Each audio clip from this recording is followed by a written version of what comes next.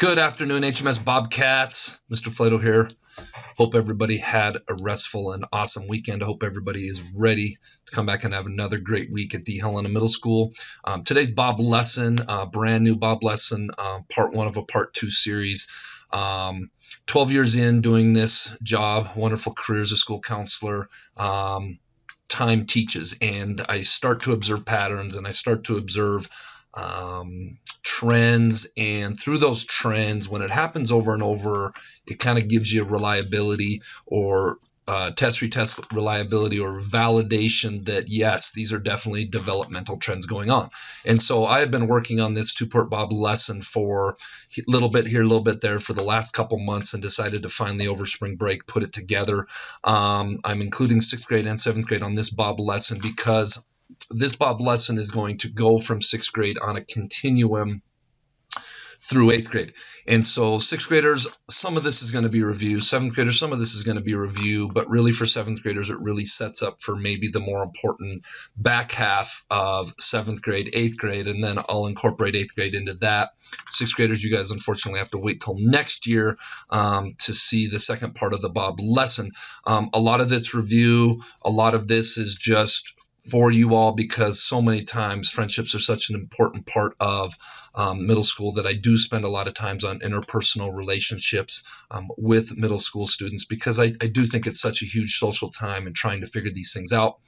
And a couple things, if students know that this is a trend, students know that they're not alone, it's not something weird going on with them or their friendships or their thoughts or their feelings or their struggles or whatever. I hope that brings everybody a little bit of feel good or compassion or understanding. And so let's get rocking and rolling on this. Hope you guys like it. I hope you guys get something useful out of it for your own lives. And I hope you guys have a great week. All right, Bobcats, we are off and running. New Bob lesson titled Middle School Friendships on a Continuum. But first, let's be our best this week at HMS. Let's be safe, let's be responsible, let's be respectful, let's be a learner. So how this Bob lesson really came together for me was over the years, my experience and my training, I started noticing different trends that happen at different ages, along with different ways to think about friendships. And so I thought that I would put it on a continuum to help students understand that maybe some of the things they're going through is natural and normal. And a lot of the conversations I have about friendships in my office are usually negative and problematic type of conversations. And over the years, I've learned that if looked at through the right lens and kind of observed from the right lens, students can actually use this to not only better understand what's going on, but also to make better decisions and help guide them on their ways in the evolving friendship circles. Many of you remember this. This is how I view friendships in 6th grade, coming in all jumbled up from 5 different feeder schools and other schools as well. And really, friendship is built on finding other human beings that you have common interests with, common goals with, common values with, common personality traits with. And we as human beings definitely organize ourselves by these things, and talked a lot about friendship circles over the years, starting in 6th grade. And a lot of you, virtually all of us, organize ourselves into groups that we find these similarities with.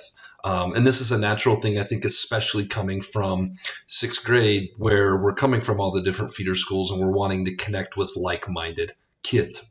But I really started to observe 7th grade, definitely 8th grade. This is probably the number one 8th grade topic that I talk with students about, is that it's after students break themselves into these groups, now the groups slowly become refined, and everybody is trying to figure out not only which group do I fit into, but do I still fit into that group after a while. And so whenever I'm having a talk with students about this, I always think about a gold panner, panning for gold, trying to find the gold. And so I put that picture in, but wanted to talk about the definition of refinement, specifically the second one.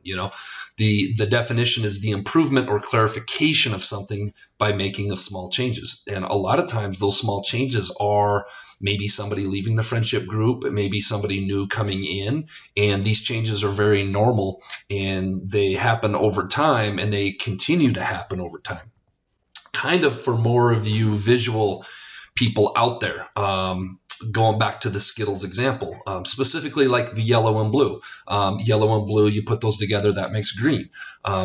For an example would be maybe you see yourself as a yellow and you're in the yellow friendship group, and then you get to 7th and 8th grade, you start to answer that question, who am I, a little bit more, and one day you realize, you know what, I'm more of a green than I am a yellow, or vice versa, you're blue, and you start to recognize, you know what, I'm definitely not a red, I'm not an orange, I'm not a purple, but I'm definitely a green. Or even looking up top on the right, maybe you are a red, and then one day you slowly start to realize, I'm more of a pink, or you're a yellow and you're more of a pink.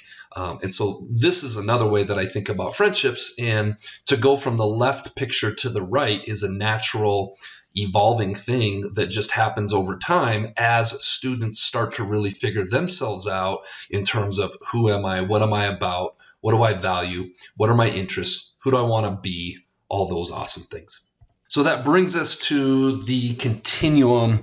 For those of you that don't know what a continuum is, it extends on both ends and it never really ends. I'm going to be referring back and forth to this graphic here quite a bit, starting with 11-year-old sixth graders. And that is when that developmental stage really hits 11, 12 years old, where students and human beings start to really ask themselves, who am I? Who am I? That's identity versus role confusion. I've talked a little bit about this before. This was first tagged by Eric Erickson. And this dilemma is the 5th stage of psychosocial development. At the core is having an idea of core characteristics, values, and principles that we are. And when people look in the mirror and they get to this age, this extends, 12 to probably 20 or so. And it's a rapid time of really looking in the mirror and figuring out, who am I? What am I about? What sets me apart from other people? What do I have in common with other people, etc. This stage of adolescence, when we start to question ourselves and ask questions relevant to who we are and what we want to become and what we want to accomplish, as that ties into friendships, we're naturally going to progress to spending time around other people that have similar interests and view themselves similarly. And that's the whole concept of what friendship is about. Skills, abilities, relationships, identity, likes, dislikes, values, and more, all that stuff starts to get sorted out at this age. That's why you see so many friendships change when we go from 6th grade to 7th to 8th and then on to high school. The second part of this is values and interests start crystallizing. And values and interests crystallizing very closely to who am I. Huge part of answering that question, who am I, and starts to go deeper than I'm a boy, I'm a girl, I'm outgoing, I'm quiet, I'm athletic, I'm tall, I'm short, etc. This is also a major piece in deciding who we connect with socially and who we want to become friends with. We're drawn to people who have similar interests and values and personality traits. Knowing this is very fluid during the middle school, got a little typo there, years, and it also affects the fluidity of our friendships. No human being is the exact. I've talked about this a lot lately, it feels like, with students. No human being, your teachers, adults, myself included, are never the same day to day. We are constantly evolving one direction or the other. You may not notice it as much as adults because adults don't evolve. We are through this stage. Many of your teachers have been past this stage for years and decades, but that doesn't mean that we're not constantly always evolving.